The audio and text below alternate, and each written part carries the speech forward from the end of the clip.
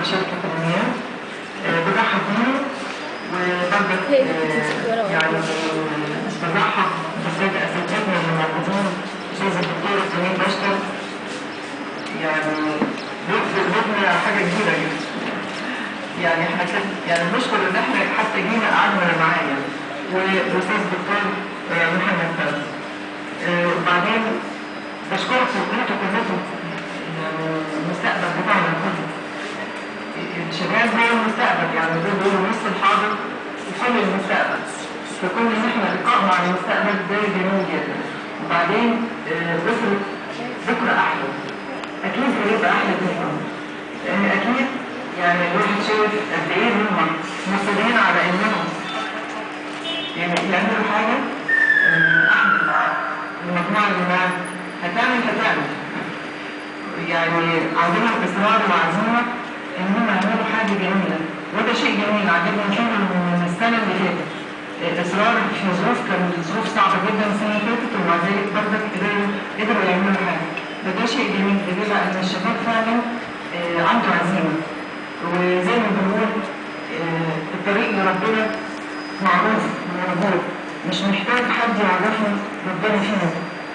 العمل كل التعاليم السماويه او كل الاديان السماويه العمل بيخلص العمل. العمل ده بدايه الطريق لربنا صح ان انا اعمل واحب واساعد يبقى ده شيء جميل جدا.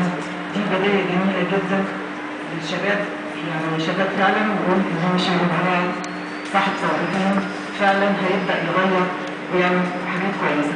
احنا عندنا في مصر معلش العلوم لسه ما فيهاش حاجه مميزه. يعني خريج هندسه له حاجه مميزه لكن خريج علوم مثلا خريج طب له حاجه مميزه برضه لكن خريج علوم ملوش اي حاجه مميزه موجوده عندنا. ده لان احنا طبعا دول من العالم لسه الثالث ومش متقدمه. لكن خلينا نقول هو نفسهم اللي هيعملوا ازاي ان هم فعلا يدوروا ويشوفوا ايه الحاجات اللي ناقصه يعملوها. مش عيب ابدا ان انا ابدا باقل حاجه. انا اعرف في خريج العلوم من 7 سنين بيشتغل سواق تاكسي. وهو بيشتغل سواق تاكسي صدفه كان في صاحب شركه العربيه بتاعته اتعطلت فوقفه وركب معاه. وبعدين لما بيتكلموا مع بعض بيقولوا انت بتتكلم كده بطريقه علميه انت ايه الموضوع؟ قال له ده انا خريج علوم وفي نفس الوقت بشتغل سواق تاكسي. فالراجل انبسط منه جدا وخده. وبعدين سواق التاكسي ده دلوقتي صاحب يعني اكبر شركه موجوده وبياخد من عندنا بيعين من 30 ل 40. فمش عيب ابدا ان انا ابدا اي حاجه. مهم البدايه في العمل. العمل ده في حد ذاته ده عباده. ابدا باي حاجه والعمل هيفتح لي مجالات ثانيه ان انا اعمل ايه. في خريج العلوم طبعا مع العلم اللي هو فيه بيبقى محتاج ان هو يشوف ايه اللي موجود عندنا نعمله. دلوقتي مع الوقت هتقدروا تكتشفوا زي يعني مثلا بكره احلى هتشوف ايه اللي خريج العلوم بيكتسبوا الحاجه الاجتماعيه اللي بيكتسبها بالاضافه للعلم. العلم ده طبعا بينور المخ وبيبقى حاجه كبيره ان انا ابقى حاطه البنات في المطبخ خريجين علوم بيبقى لهم اسلوب في الطبيخ مختلف لان عارفه صح ده على ده هيبقى كده.